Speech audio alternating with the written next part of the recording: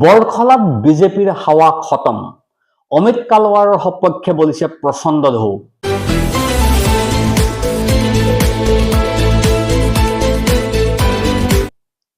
নমস্কাৰ, news on north ইষ্টৰ আজিৰ এই প্ৰতিবেদনলৈ আপোনাক স্বাগতম। আপুনি চাই আছে দেশৰ এটা অগ্ৰণী, নিৰ্ভীক, নিৰপেক্ষ আৰু বহুভাষিক channel news on north east.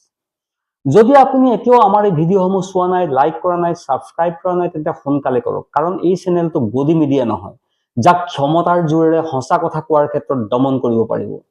News on north ইষ্টৰ মাধ্যমে আমি কেৱল বাতৰি সম্প্ৰচাৰ কৰাই নহয়, ইয়াৰ আঁৰৰ প্ৰকৃত সত্যও আপোনাৰ সন্মুখত তুলি ধৰিবলৈ চেষ্টা কৰোঁ। যিবিলাক বাতৰি গদি মিডিয়াই আপোনাৰ সন্মুখৰ পৰা সদায় লুকুৱাই ৰাখে। যি বৰাক উপত্যকাত কংগ্ৰেছৰ ভেটি তছনছ কৰি দিলো বুলি মুখ্যমন্ত্ৰী হিমন্ত বিশ্ব শৰ্মাই তাল আফাল লগাইছিল, সেই বৰাকতেই কালি কংগ্ৰেছৰ বিজয় ধ্বজা উৰুৱালে বৰখলাৰ প্ৰখ্যাত সমাজসেৱক ডাক্তৰ অমিত কালৱাৰে। সম্প্ৰতি বৰখলা বিধানসভা সমষ্টিত মুঠ ভোটাৰৰ সংখ্যা প্ৰায় 2,08,000।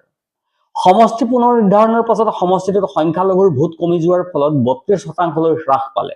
ইপিনে সমষ্টি পুনৰ নিৰ্ধাৰণৰ পাছত সমষ্টিটোত হিন্দু ভোটাৰৰ সংখ্যা প্ৰায় দুগুণ বৃদ্ধি পালে। এই পৰিসংখ্যা অনুযায়ী আসন্ন বিধানসভা নিৰ্বাচনৰ বাবে কংগ্ৰেছ হাইকমাণ্ডে যদি কোনো সংখ্যালঘু লোকক প্ৰাৰ্থিত্ব প্ৰদান কৰে, তেন্তে কংগ্ৰেছে যে প্ৰায় বিজয় নিশ্চিত থকা এখন আসন যে অনায়াসে হেৰুৱাব ই নিশ্চিত। বৰখলা সমষ্টিত আসন্ন বিধানসভা নিৰ্বাচনত কংগ্ৰেছ দলৰ হৈ প্ৰতিদ্বন্দ্বিতা কৰিবৰ বাবে ইতিমধ্যে প্ৰায় 5 গৰাকী নবীন প্ৰবীণ কংগ্ৰেছীয়ে টিকটৰ দাবী কৰিছে।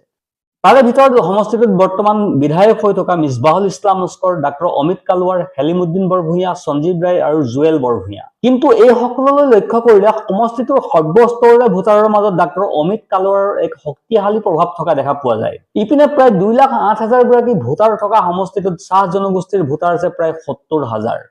ডাক্তৰ অমিত কালৱাৰ হৈছে এগৰাকী চাহ জনগোষ্ঠীয় প্ৰভাৱশালী নেতা। এনে অৱস্থাত সমষ্টিটোত থকা 32% সংখ্যালঘু ভোট আৰু প্ৰায় 70,000 চাহ জনগোষ্ঠীৰ ভোট যদি একত্ৰিত হৈ পৰে, তেন্তে আসন্ন বিধানসভা নিৰ্বাচনত বৰখলা সমষ্টিত কংগ্ৰেছৰ বিজয়ৰ অশ্বমেধ আৰু কোনো বিজেপিৰ চাণক্যই ৰোধিব নোৱাৰে। আৰু এতিয়া সমষ্টিটোত এই 32% সংখ্যালঘু ভোট আৰু প্ৰায় 70,000 চাহ জনগোষ্ঠীৰ ভোট যদি একত্ৰিত কৰাৰ একমাত্ৰ আশা কৰিব পাৰি চাহ জনগোষ্ঠীয় নেতা ডাক্তৰ অমিত কালৱাৰৰ ওপৰতহে। ইয়াৰ উপৰি হিন্দু বেংগলীৰ একাংশ মণিপুৰী ভোটাৰৰ ইতিমধ্যে কংগ্ৰেছৰ ভোট বেংকত চামিল হৈ আছে। কংগ্ৰেছ এতিয়া একত্ৰিত হোৱাৰ সময় আহি পৰিছে। বৰখলাত কংগ্ৰেছৰ 5 টিকট দাবীদাৰ যদি সম্প্ৰতি একত্ৰিত নহয়, তেন্তে আভ্যন্তৰীণ কণ্ডলে যে গৌৰৱ গগৈ বৰ অসম গঢ়াৰ ভেটি উচন কৰিব ই 100% নিশ্চিত। Bureau report, news on north east.